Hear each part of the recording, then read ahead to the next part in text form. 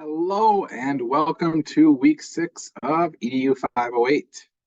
I am recording this on Thursday the 11th as I will be out of town this weekend. Just so you're aware, if you're reaching out to me, I may be a little slower than usual to respond.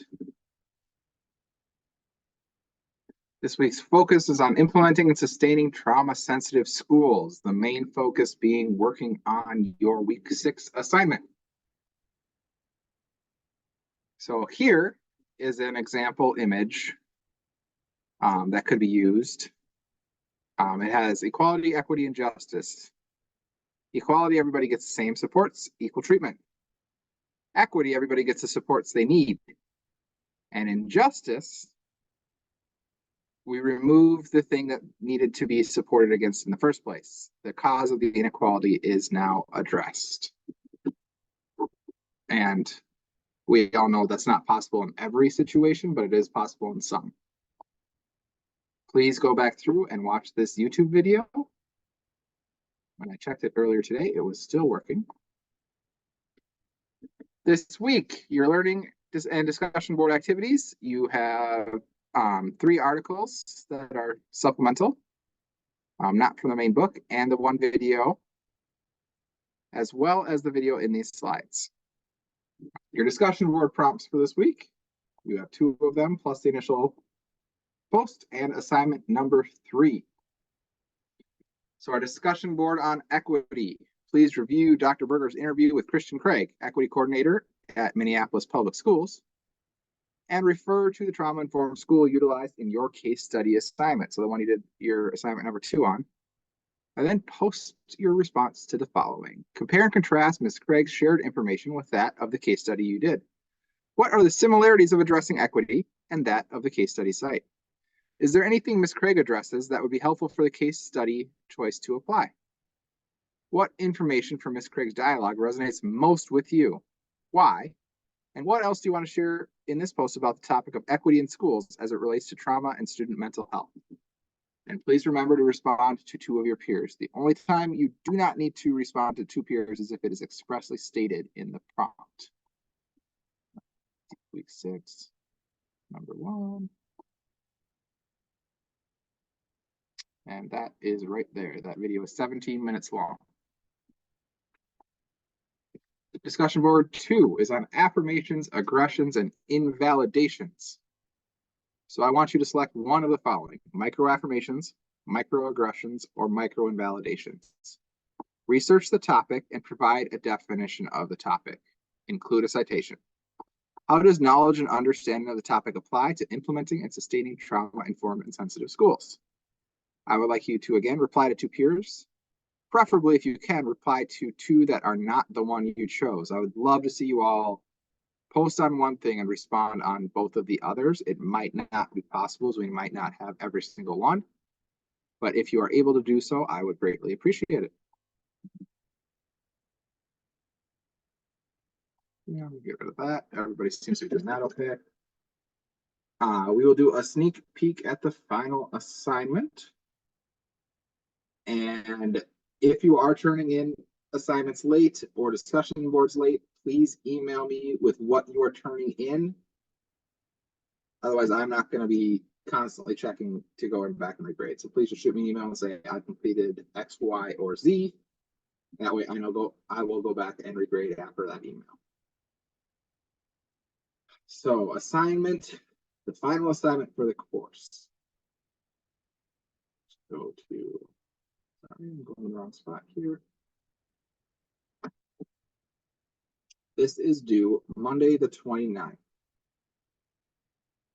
You are going to select one of these 8 roles: teachers or licensed colleagues, paraprofessionals, support services, custodians, cafeteria and or transportation staff, building admin, families, community partnerships, or district level decision makers.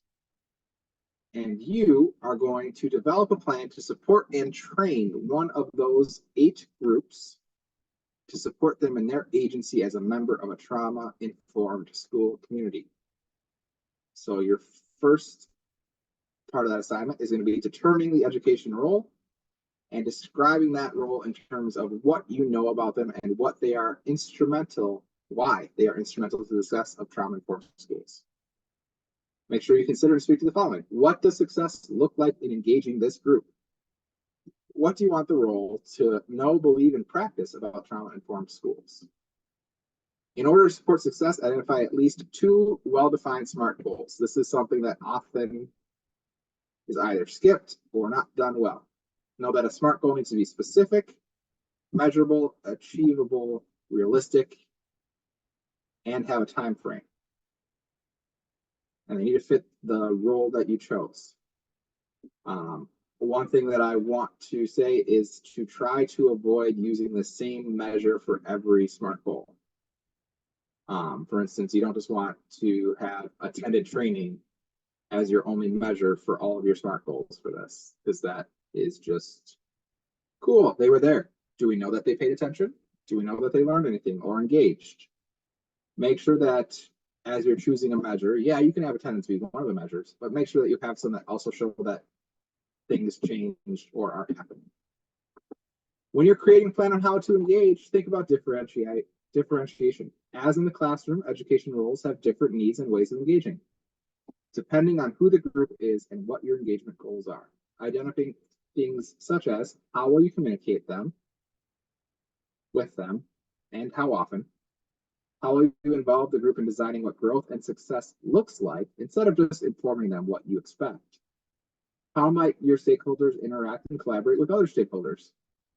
And how will you know when a successful outcome has been achieved? I would add, how will you maintain those changes? Make sure you speak specifically to the program essential question you're writing. And just a reminder that is, in light of what is known about how children learn, how shall professional educators best promote resilience and recovery for the children and families who have experienced traumatic events? So if you have questions about that final assignment, feel free to email me. But the one for this week, remember, is your trauma sensitive and resiliency enhancing school visual model. Remember, you need to create this yourself. I don't want to see one that is already created. They should all be unique. And think of a poster that could be slapped up on the wall in a school or district office that just shows this is what we plan to do or plan to be. And make sure you hit all the points. Any questions? Feel free to shoot me emails. If you are not sure that your visual model is what it should be, feel free to send it to me early and I will look at it and give you feedback.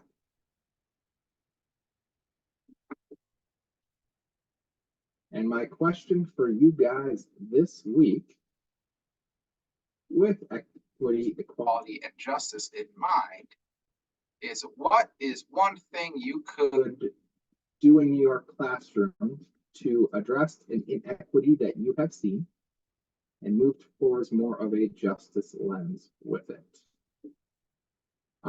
If you can't think of anything in your classroom, you can think of school. If you can't think of anything in your school, think of your community. I look forward to seeing your responses in week 5 and your assignments for week 6. Have a great weekend and great next week.